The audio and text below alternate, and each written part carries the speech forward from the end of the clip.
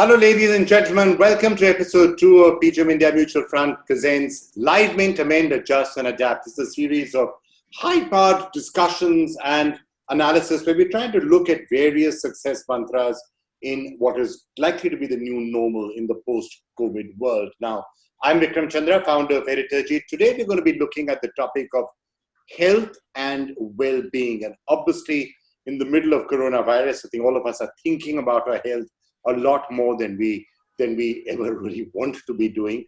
Obviously, there's been a downside, but in some ways, maybe people have found a different way of doing things. Do you think it is possible that some of the lessons we will have learned as a result of these 100 days or 150 days or however long it is before it ends may in the long term actually make us realize certain other values? The value of family, the fact that the families are spending so much time together and are saying, it's not been as bad as we thought it might be. The value of saying, okay, let's eat. You're getting into the habit of exercising and saying, okay, I'm going to exercise now. I like it. People have started meditating and saying, okay, I actually enjoyed this. Maybe I'll keep on doing it.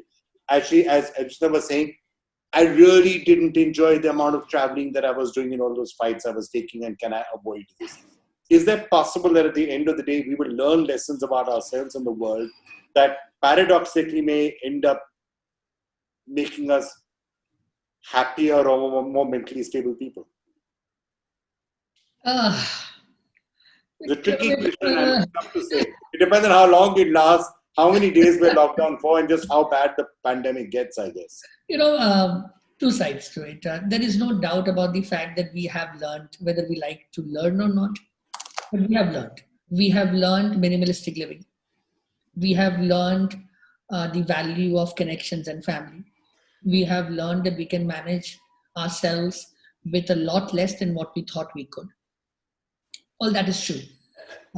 There are way too many stories of altruism where people have lent support to people around. There are lots of positive stories. I think the entire work done by healthcare workers across the country is absolutely overwhelmingly, humblingly mind-blowing. When I see my colleagues exposing themselves and their families and the kind of effort that goes in, it's just unbelievable. I can tell you from own personal experience, one fine day I was entering our hospital and Arogya Setu changed the color, and at that time we had a norm that one had to test. And Vikram, I was standing in our flu clinic in our own hospital waiting for my test, and I realized that how anxiety provoking it would have been for everybody else. And the only thing that was on my mind was I have 4 people above the age of 80 at home, others, and I've been seeing people and friends, my colleagues at work. What if it comes positive? The impact on them, and it did had an impact. Fine, it turned negative, and one continued doing what one does. So yes, we have been exposed to learning opportunities. If you are an eternal optimist, then you can hope that mankind version 2 post-COVID will be a better version of itself. And I sincerely hope it's a version of values. But if you've seen the way we have been living for the past 2-3 decades, and with the stagnation, the degeneration, and the deterioration of almost everything around us, where means really have stopped mattering, ends do, our portrait self and social conformity has taken over everything else. Our vested interests drive us a lot more. Values have taken a beating. If COVID actually changes us, I would like to be in a place where I'd rather have mankind surprise me and become better role models for generations to come. But we'll have to wait and watch, Vikram. We are highly capable of, the moment we are out of COVID, highly capable of not stopping at the red lights again, and starting the drunk driving, and starting the MMSs, and starting the trolling, and starting the cyberbullying. We're highly capable of that. I just hope somewhere it strikes a chord. There was a learning opportunity. We either take it or we lose it all over again. All right, that's really well put. But I hate to tell you that people in Delhi, on the rare occasions I've stepped out, still driving badly. So that's not really true. All right, last quick word on this program from you, Dr. Parikh.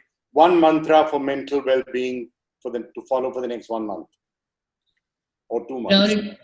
Prioritize mental health at all levels. Media needs to continue to speak about mental health and raise the bar of awareness. Entertainment media needs to be responsible in portrayal of mental health. Social media needs to become a positive place. Government agencies need to ensure that the right messaging and the right help reaches to the vulnerable. Corporate India needs to prioritize mental health outcomes beyond the PNLs and EBITDAs. And the bottom line is a pandemic is pan. It's about everybody. It's not about an individual problems, individual approach. What we truly need is collectivism, connectedness, altruism. And when that comes together, that's where we'll be able to take care of ourselves, the society, with a sense of responsibility. And we owe it to the next generation. We've been horrible as role models.